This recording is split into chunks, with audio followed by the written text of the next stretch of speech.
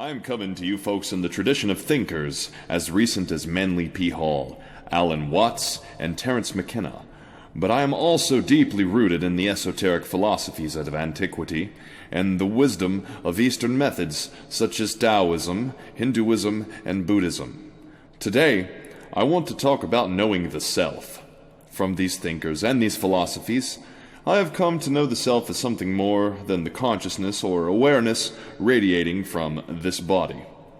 If we are to assume modern science is correct, then all matter was once condensed into a small point called a singularity. This singularity is not too dissimilar from the one at the center of a black hole. At some point, this primordial singularity reached a critical mass and culminated in the vast expansion of time and space. This concept of the Big Bang would seem to imply that all matter, even that matter that our bodies consist of, emanates from the same being. Even if the Big Bang theory were completely rejected by science at some given date, we can find evidence elsewhere for this continuous chain of being between all things, and within this chain we can also find what we call the self. In this chain, and upon this planet, there are billions of humans that are using self-referential language when they are describing themselves, each other, and the world around them. A man may say, "I feel cold," or "You look pretty." He may describe a sunset in terms of its colors, but he may also use figurative language to describe it. All kinds of humans with their various languages have methods of describing self, other, and the environment. This, as the famed linguist Noam Chomsky would argue, is due to a kind of assembly language that underlies all other languages. Cognitive neurobiologists may in turn explain this in terms of the functionality of the brain. However, these topics are far too broad to discuss presently. What we have come to learn from our use of language is that language needs a reference point to operate. This reference point an English speaker may refer to is called I or me. From the self as the center reference point, we sense and then perceive a multitude of reference points in the world consciously and unconsciously. In empty space, there's scarcely a reference point. However, the room you are in exists with juxtaposition to other rooms. It has a floor by virtue of the fact that it has a ceiling. The wall to the left of you opposes the wall to the right of you because you have oriented yourself in such a way that your left arm faces the wall beside you. When you get up at night to fetch some water, you have become aware of the awakened state as differentiated from sleep. When you gaze sleepily at the faucet, you will be given the choice of hot or cold water. Many more examples could I give, but the most useful one for our purposes is the Taoist principle of yin and yang. The symbol, I'm sure you've seen, is a circular vortex with two colors swirling in together, black and white. Traditionally, the yin is masculine, aggressive, and bright. The yang is feminine, passive, and dark. And notice I said yang. Sometimes people say yang, sometimes people say yang. But I will correct myself and say yang, because after all, some Chinese people have the name Wang, and I shouldn't want to pronounce that as Wang. Anyways, however, masculinity begets femininity, and vice versa. They complement each other in exactly the same way that the sun and moon do. The sun rises, and it is very bright all day. Even when it is overcast, the sun illuminates the world very well by piercing through the clouds. The sun is aggressive in this sense because it is consistently lighting one side of our planet. The moon, however, scarcely illuminates the night, and only by virtue of the sun's reflection upon it. Furthermore, the moon is passive, in that it drifts through regular phases. Now you see me, now you don't.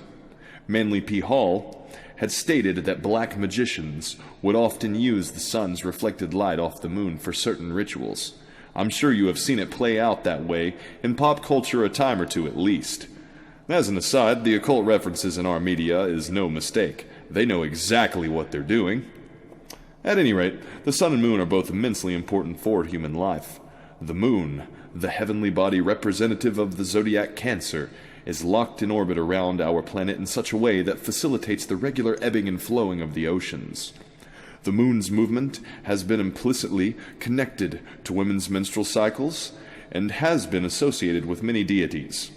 The Greeks had Selene and sometimes Hecate. The Egyptians had Isis and sometimes Thoth, depending upon your sources, respectively. The sun, however, has been associated with the potent and aggressive power of life-giving.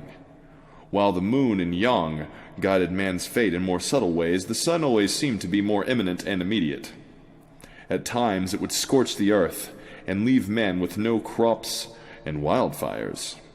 Other times it would provide a gentle and welcoming warmth. The Aztec priest would remove the still-beating heart of a human sacrifice with an obsidian knife to honor the sun god, Huitzilopochtli. He would raise this heart into the sky as an offering. Given that the Aztecs were near the equator, it would make sense for their culture to put such an emphasis upon the sun. This is a more tepid way of describing the glory of the sun, I admit. However, I think it drives home the point regarding humanity's relationship with the world around it. Without the moon, the subtle movements of our oceans are non-existent. Without the sun, we cannot grow crops. The sun and the moon are great examples of this yin and yang principle at work. The sun and moon are only one example of this relationship, additionally. It is really a binary relationship that exists throughout all space and time. Now I will borrow an example from Alan Watts here. Imagine, if you will, a cup. What makes a cup useful?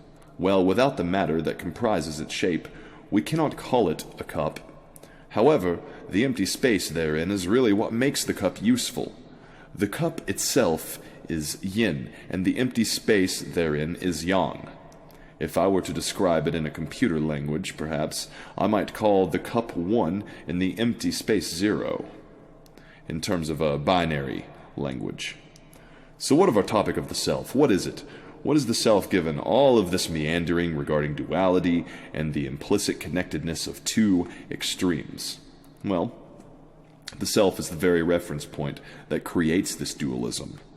The strange work of the Kabbalion of the early 20th century makes it clear in the first of 7 Hermetic principles: all is mind. Anything that we perceive is filtered through our senses. Photons transform into chairs, birds, trees, and the computer you're staring at. The chair sits upon the ground, the bird flies through the apparent emptiness of the sky, and the tree grows from a seed below, reaching towards the heavens. And, well, the computer is your extension into a digital world, doubly as meta as the reality your physical body supposedly inhabits. The self is, in fact, the organizing principle that governs the movement of all things within the micro and macrocosm alike. It is within our minds and out there in the world, constantly organizing and making judgments regarding the existence of what was, what is, and what will be. One conundrum we run into is the feeling of self as an isolated island universe. I would say most people, their sense of self in somewhere in the head or the face, but it sometimes extends to other parts of the body depending upon what they're doing. This is the self with a lowercase s, as it were. It is a personal and a local self. And, well, the transcendental self we can denote with a capital S. This capital self contains a sense of being that binds the entire universe together. And as I spoke of earlier, this is a level of consciousness that all personal lowercase selves share with each other. It is sometimes called God. To put it most eloquently, however, it is to say that an individual is not simply a ship being tossed about by an ocean, but rather the individual is a drop of water within that ocean. That drop of water has qualities that it shares with all of the ocean, but it can also be described in terms of its relationship to a lake, a pond, a puddle, or any other body of water, or maybe even other liquids within the world. But these bodies of water all contain the essence of an ocean. So what aspects of the capital self do the individual selves share? I think Carl Jung described it best when he formulated the concept of the archetype. The archetype is a kind of template personality or ideal that exists within what he called the collective unconscious that we all share as humans. There are many of them: the Divine Mother, the hero, and the savior, just to name a few. However, in our dual fashion, there stands archetypes opposites of the aforementioned as well. There stands potential negative human qualities that can and will express themselves through individuals. After all religions and mythologies have these different archetypes in common. Whether the hero is Mithra, Gilgamesh, Odin, Heracles, or Perseus, they still share many qualities. The individuals respective to each belief system sought to emulate these heroes and to cultivate their own inner heroic traits. This might be construed as myself saying that individual consciousnesses exist as potentialities. When you adopt a certain attitude, have you not adopted a tendency towards orienting yourself towards a certain fact or set of apparent facts? Do you not start seeing this truth playing out time and again if you do so? If a man, for example, decides that he cannot get ahead financially, he may never get ahead because he might have a bad attitude towards what being ahead means. If he means the hoarding of trinkets and gizmos, he will live out the archetype of the greedy miser, and his legacy will be cemented into the collective unconscious as such. The attitude one takes towards life will inevitably exacerbate a potential. In other words, the man in our example will continue to hoard and covet things he does not need, and will still wonder why he cannot get ahead. Those around him may become afflicted too. His wife may turn away from him. His children may feel neglected. His friends may come to regret loaning him any money. In summation, our attitudes are the embodiments of our potentialities. These attitudes are rooted in a divide between the lower-case self and the capital self. In the former, we can exercise small victories, but in the latter, we can come to realize what is truly important for the growth of the individual. When a human realizes they are actually the capital self, something very interesting happens. The individual starts to loosen their vices. The person may become detached towards these things in the world. They may become more compassionate and empathetic towards others, for they may see at face value that which normally resides deeper. When they see an angry person, for example, they might understand that anger. They might see the anger as a result of sorrow or betrayal or what have you. Whatever the case, the more one meditates upon the nature of the capital self, the easier it becomes to accept things one cannot change and to change those things that reasonably can be changed. One can learn to be the wise and sage. One can become the hero of his or her people. One can become the divine mother or father in the eyes of their own child. However, we must err on the side of caution. One can become the fool. One can become the villain. One can become the infernal father or mother as well. It's not always easy to hold on to the state of mind that realizes the lowercase self is playing an archetypal role emanating from a higher being. But it can get easier with practice to think out your own actions and adjust your attitude towards life. The glass can be half empty or half full. But remember that what makes the glass useful is the same principle that guides all things. So that was a little essay that I had written within the matter of, maybe 30 minutes or so. And a quite curious thing about it that I noticed is it jumps between this idea of a transcendental self that is beyond words, and it also speaks of this transcendental self in terms of the Jungian archetypes, or perhaps the general archetypes that exist within our collective unconscious.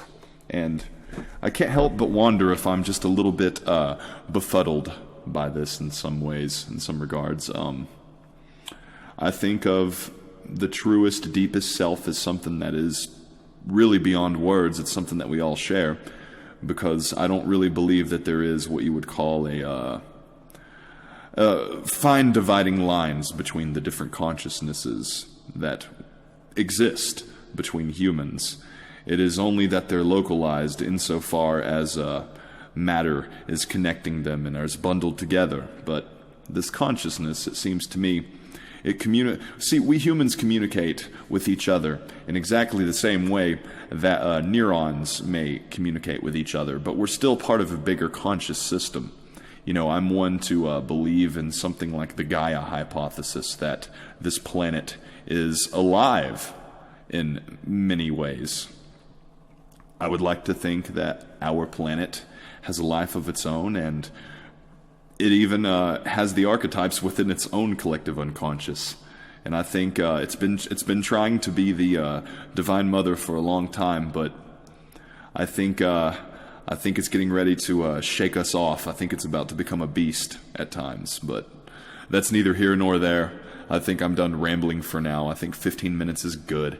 If you like this video, if you like my content, please like this, please subscribe, and if you think it's good enough, then share it. But otherwise, I don't care, because I'm doing this for fun. I'm coming.